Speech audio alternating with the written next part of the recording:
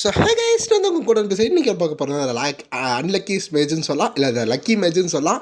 ரெண்டு டைட்டில் இருக்குது. நம்ம லக்கி மேஜ்லேருந்து ஆரம்பிக்கும். சாப்டர் 7 தான் பார்க்க போகிறோம். ப்ரீவியஸ் எபிசோட் பார்க்கலன்னா பார்த்துட்டு வந்துருங்க. எபிசோடு ஓப்பனிங்கில் பார்த்தா யாரோ ஒரு ப்ரூம் ஸ்டிக் வச்சு கூட்டிகிட்டு இருக்காங்க. யாருன்னு பார்த்தா அது ஒரு குட்டி பாப்பா. அவங்க வந்து அந்த இடத்தெல்லாம் நல்லா க்ளீன் பண்ணிகிட்டு இருக்கும்போது அப்போது அவங்க தெரியாமல் கையை தவறி ஒரு வேசல், அதாவது அந்த இதெல்லாம் வைப்போம்ல, அது வந்து பொத்துன்னு கீழே விழுந்து நொறுங்குது.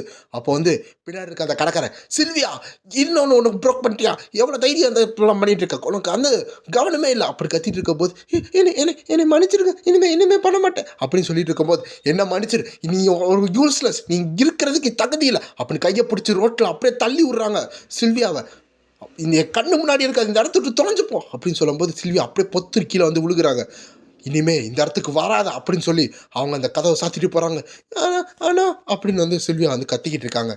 இந்த இடத்துல கதவை சாத்திட்டு போகும்போது இருங்கன்னு சொல்கிறாங்க. ஆனால் அதை கூட காதில் விழுகாமல் அவர் கதவை சாத்திட்டு போகிறாங்க. இந்த சைடு மற்ற எல்லா மக்களும் சில்வியாவை பார்த்துட்டு, இதான அந்த சில்வியா கரெக்டு தானே, ஆமாம் கேள்விப்பட்டேன், அந்த உங்கள் பேரண்ட்ஸ் வந்து ஒரு பெரிய மர்டராஸா, ஆமாம் ஆமாம், அதனால தான் இவளுக்கு வந்து அந்த கேஸ் இருக்குது, அதனால தான் இவ இப்படி பிச்சை எடுத்துக்கிட்டு இருக்கா அப்படின்னு எல்லாரும் வந்து சில்வியாவை கிரிட்டிசைஸ் பண்ணிகிட்டு இருக்காங்க. அப்போது சில்வியா வந்து பசியிலே வாடிக்கிட்டு அந்த இடத்துல உட்காந்துருக்காங்க, என்ன பண்ணுறதுன்னு தெரியாமல். அப்போது மழையோ வெயிலோ எல்லா இடத்துலையும் சில்வியா அங்கே தான் நின்றுக்கிட்டு இருக்காங்க. அப்போ எதுவுமே இல்லாமல் சாகிற நிலைமைக்கு போகிறாங்க, சாப்பாடு இல்லாமல். அப்போது அந்த இடத்துல அந்த காற்றெல்லாம் அடிக்குதுல்ல, அப்போ அவள் கொஞ்சம் கொஞ்சமாக கண்ணை தந்து பார்க்குறான், ஏன் நம்ம வாழ்க்கை இப்படி இருக்குன்னு. அப்போது அந்த இடத்துல பார்த்தா ஒரு சின்ன, அதாவது இந்த கல்லுக்கு இடுக்கில் வந்து ஒரு எலமெண்டல் எனர்ஜி மாதிரி ஒன்று தோன்றுது. அப்போது அது வந்து என்ன சொல்லுதுன்னா, என்னைய சாப்பிடு குழந்தையே அப்படின்னு வந்து சொல்லுதா. அப்போது சில்வி அதை பார்க்குறாங்க, நீ என்னைய சாப்பிட்டா எல்லாமே நல்லதாக நடக்கும் அப்படின்னு சொல்லி ஒரு பெரிய பால் வந்து சில்வியா முன்னாடி தோன்றுது. அதோட ஒரு கட்டை போடுறாங்க. இந்த சைடு பார்த்தா நம்ம ஹீரோ வந்து ஏதோ தேடிக்கிட்டு இருக்கான். ஒரு பேக் ரெடி பண்ணிட்டு, சரி பார்ப்போம் அப்படின்னு வந்து ஒரு சிஸ்டத்தை ஓப்பன் பண்ணி பார்க்கும்போது அல்டிமேட் கர்மா வந்து, நீங்கள் எப்போல்லாம் நல்லது பண்ணுறீங்களோ உங்களுக்கு வந்து 100 லக்கி பாயிண்ட்ஸ் கிடைக்கும், லக்கி பாயிண்ட்ஸ் வந்து டெம்பரவரியாக இருக்கும் அப்படின்னு காமிக்கிறாங்க. அப்போ நம்ம ஹீரோக்கு இந்த அல்டிமேட் கர்மா வந்து எப்படி ஒர்க் ஆகுதுன்னு இப்போ தான் ஒன்று தெரியுது. ஸோ நான் போன எபிசோட எக்ஸ்பிளைன் பண்ண தான் இங்கே சொல்லிக்கிட்டு இருக்காங்க. அப்போ நான் நல்லது பண்ணால் இந்த கிண்டத்தோட கேர்ஸ் என்னால் நீக்க முடியும் அப்படின்னு ஹீரோ நினச்சிக்கிட்டு இருக்கான். அந்த இடத்துல பார்க்கும்போது எக்கச்சக்கமான காப்ளின்ஸ்லாம் சண்டை போடுது. நம்ம ஹீரோ போய் நல்லது பண்ணுன்னு சொல்லி என்ன பண்ணுறான்னா, ஸ்டாப் அப்படின்னு சொல்கிறான். அப்போது நிப்பாட்டுக்குன்னு சொல்லி அவள் கையிலேருந்து ஏதோ எக்கச்சக்கமான பிங்க் கலரில் ஒரு பவுட்ரு வந்து அது 2 காப்ளின்ஸ் மேலே, அதான் 2 மான்ஸ்டர் மேலே படுதா. அவங்க 2 பேரும் அவனை சண்டை போட்டவங்க சாந்தமாய் அவங்க கையில் இருக்க வெப்பன்லாம் கீழே போயிட்டு, பிரதர் என்னை மன்னிச்சிருக்கேன், நான் இப்படிலாம் எதிர்பார்க்கல. அப்புறம் அந்த ரெட் கலர் இருக்கும்ல, அது வந்து என்னை மன்னிச்சிருக்கேன் அப்படின்னு சொல்லி 2 பேரும் வந்து அப்படியே கட்டி பிடிச்சி இது பண்ணிக்கிட்டு இருக்காங்க.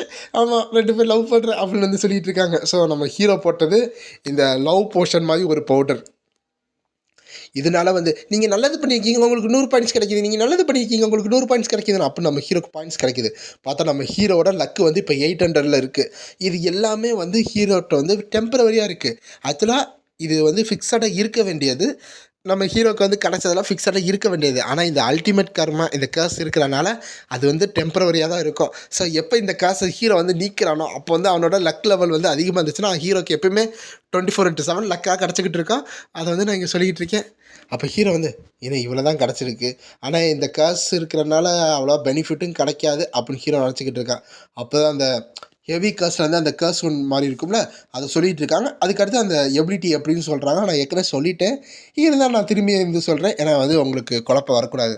ஸோ இந்த அல்டிமேட் கர்மா எப்படி எனபிள் ஆகுதுன்னா, எப்போ ஹீரோ வந்து அதை வந்து ஆக்டிவேட் பண்ணுறானோ, ஆக்சுவலாக இதை ஆக்டிவேட் பண்ணால் பெருசாலாம் எதுவும் பண்ண வேணாம், ஆக்டிவேட் சொன்னாவே ஆக்டிவேட் ஆகிடும். அப்போ ஆக்டிவேட் ஆகும்போது நம்ம ஹீரோ வந்து அந்த டைம் அளவு வந்து ஒரு லோடிங் ஆகும். இந்த சப்பில் ஒரு எபிலிட்டி எடுத்தோம்னா கொஞ்சம் லோட் ஆகும்ல, அது மாதிரி லோட் ஆகிட்டு இருக்கும். அப்போ அந்த டைம் அளவு நம்ம ஹீரோ வந்து ரொம்ப லக்கியஸ்ட் பர்சனாக மாறிடுவான்.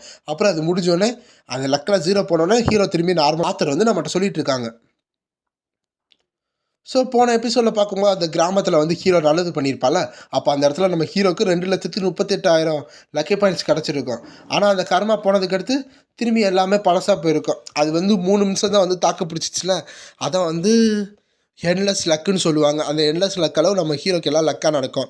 போன எபிசோடில் பார்த்துட்டிங்கன்னா அந்த காயினை வச்சு அந்த இது நெருப்பு வந்திருக்கும், அதை தப்பிச்சிருப்பா. அப்புறம் பெரிய ஃபயர் வந்திருக்கும், அதில் வந்து ஹீரோ தப்பிச்சிருப்பால. இதுக்கெல்லாம் காரணம் இந்த என்லெஸ் லக்கு தான்.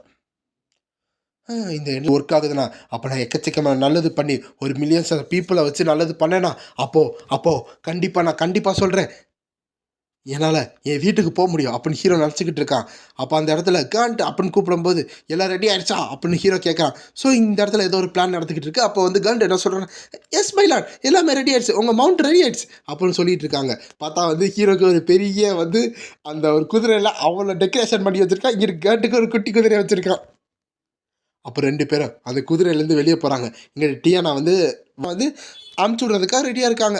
அப்போ 2 பேர் போகும்போது டியானா என்ன சொல்கிறாங்கன்னா, திரும்பியும் வர்றதுக்காக நான் ப்ரேயர் பண்ணிக்கிறேன் மயிலாட். அப்புறம் வந்து டியானா சொல்லிட்டு இருக்காங்க, எனக்காண்டது வாங்க போலாம் அப்படின்னு வந்து சொல்லிக்கிட்டு இருக்கான்.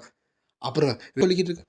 அப்போது டிங் டாங், உங்களுக்கு ஒரு பெரிய கிராண்ட் அட்வென்ச்சர் வந்து தொடங்குது. நீங்கள் போக போக இடம் வந்து இந்த கிண்டத்தோட எஜ்ஜு அப்படின்னு வந்து சொல்கிறாங்க. ஜெயிச்சிங்கன்னா உங்களுக்கு எக்கச்சக்கமான நல்லது கிடைக்கும், அது அந்த பாயிண்ட்ஸ் கிடைக்கும் அப்படி சொல்லிக்கிட்டு இருக்காங்க. நம்ம ஹீரோ வெறப்பா அவங்களோட அட்வென்ச்சருக்காக வெளியே கிளம்பிக்கிட்டு இருக்காங்க. அப்போது ஹீரோ வந்து கண்ட் அந்த டார்கெட் இன்னும் எவ்வளோ தூரத்தில் இருக்குது அப்படின்னு சொல்லும்போது, எஸ் பிளாக் மேட்ச் இந்த சொல்கிறேன் அப்படின்னு வந்து கண்ட் சொல்லிகிட்டு இருக்கான். அந்த டார்கெட் பேர் தான் தி விச் சில்வியா. அவங்க தான் இந்த மொத்த உலகத்தில் இருக்க காசஸுக்கு காரணம். அவங்களோட டெத்லி பாய்சனை வச்சு இந்த உலகத்தில் எல்லாத்தையும் சஃபர் ஆக்கிட்டு இருக்காங்க அப்படின்னு வந்து கண்ட் வந்து சொல்லிக்கிட்டு இருக்காங்க. அப்போ ஹீரோ வந்து சரி வழியை காமி அப்படின்னு சொல்லும்போது அங்கே இருக்க கண்ட் அதா இந்த அங்கே இருக்குது பார்த்தீங்களா அதான் அப்படின்னு சொன்னோன்னே, என்ன சொல்கிற, என்னடா சொல்கிற நீ அப்படின்னு வந்து ஹீரோ கேட்குறான். பார்த்தா அவன் அங்கே தான் வாழ்ந்துக்கிட்டு இருக்கான் மயிலா அப்படின்னு வந்து கண்ட் சொல்லிட்டு இருக்கானா.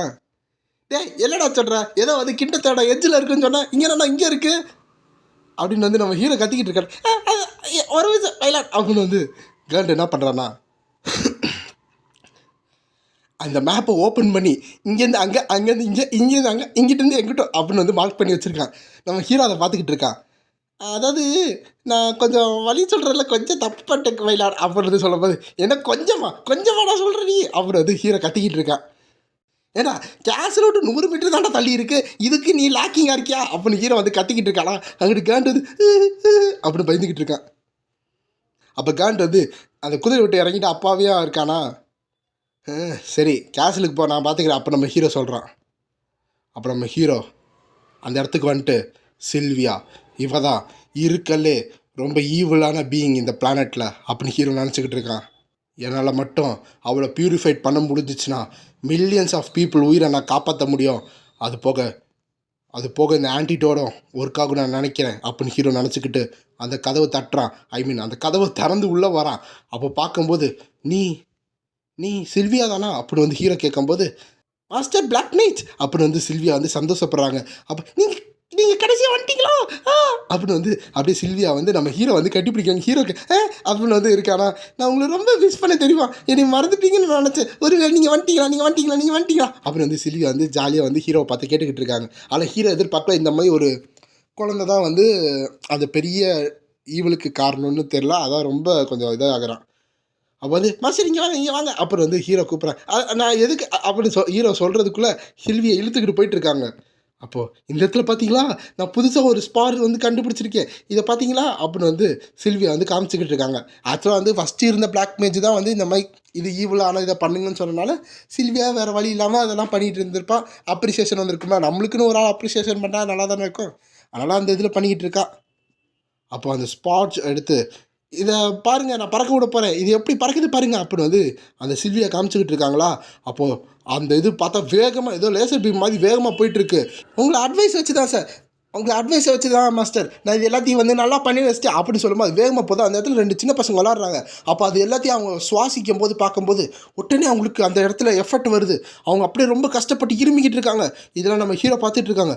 மில்லியன்ஸா, அதாவது சில்வியானா வந்து இது மில்லியன்ஸ் கணக்காக உருவாக்கி வச்சுருக்கா. அதை பார்த்தா அப்போ மில்லியன்ஸ் ஆஃப் பீப்புள் வந்து இதனால் சஃபர் பண்ணுவாங்க. ஹீரோ சொல்லிகிட்டு இருக்கும்போது எல்லோரும் அந்த இடத்துல சுவாசிக்கிறவங்க அப்படியே பொத்து முழுக்க ஆரம்பிச்சிட்டாங்க. அப்போ பார்த்தீங்களா மாஸ்டர் எப்படி எல்லா ஸ்பாட்சும் வந்து எல்லாத்தையும் கரெக்டாக இருக்குன்னு, இதை பார்த்தா இந்த உலகமே ரொம்ப சஃபர் ஆகிட்டு இருக்குது பார்த்தீங்களா அப்புறம் வந்து சில்வியா சொல்லிக்கிட்டு இருக்காங்க. பார்த்தா இந்த மொத்த உலகத்துலேயே அது வந்து ஸ்ப்ரெட் ஆகிட்டு இருக்கு. நான் உங்களுக்கு ரொம்ப உதவி பண்ணியிருக்கலாம் மாஸ்டர், நான் ரொம்ப ஸ்ட்ராங் தானே மாஸ்டர், நான் ரொம்ப ஸ்ட்ராங் ஆகிட்டேன் மாஸ்டர் அப்புறம் வந்து சில்வியா வந்து ஹீரோட்ட சொல்லிகிட்டு இருக்கும்போது இந்த பொண்ணு ஆனால் இவன் வந்து இதை ஹார்ம் பண்ணுறதை அவ்வளோ கேஷுவலாக எடுத்துக்கிட்டு இருக்கா. அப்போ ஹீரோ நினச்சிட்டு சில்வியா நான் உனக்காக கொஞ்சம் மெடிசனை வந்து ப்ரிப்பேர் பண்ணிக்க, இதனால் நீ கொஞ்சம் ஸ்ட்ராங் ஆகும் அப்படின்னு ஹீரோ சொல்லும்போது, அப்படியா அப்படி சில்வியா வந்து வா அப்படின்னு வந்து பார்த்துட்டு இருக்காங்க. இதனால் அந்த டிசீஸ் எல்லாமே கொஞ்சம் இறங்கிடும் அப்படி ஹீரோ நினச்சிக்கிட்டு இருக்கான்.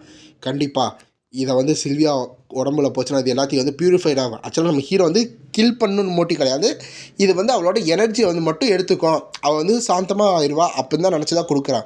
அப்போ சில்வியா வந்து இதை குடிக்கும்போது இது பியூரிஃபைடாக எல்லாத்தையும் நிப்பாட்டின்னு சொல்லும்போது சில்வியா வந்து குடிச்சிக்கிட்டு இருக்காங்க.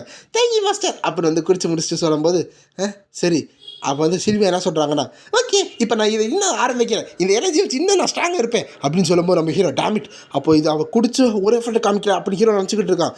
அப்போது இது என்ன பண்ணுறது, இந்த டோஸ் அப்போ பத்தலையா, ஆனால் எனக்கு வேறு வாய்ப்பு இல்லை, நான் இப்போ என்ன பண்ணுறது அப்படின்னு ஹீரோ யோசிச்சுக்கிட்டு இருக்கான். அப்போ அந்த சைடு பார்க்கும்போது ஹீரோ வந்து அந்த சோர்ஸ் ஆஃப் கரப்ஷன் என்னதுன்னு பார்ப்போன்னு பார்க்குறான். அவளோட அந்த எபிலிட்டி யூஸ் பண்ணி சில்வியாவுக்கு ஏதாச்சும் வீக்னஸ் இருக்கா, அது மூலமாக அந்த இதை வந்து கட் பண்ண முடியுமா, அதாவது இந்த வேர்ல்டு சஃபரிங்கை கட் பண்ண முடியுமா அப்படின்னு ஹீரோ நினச்சிக்கிட்டு இருக்கான்.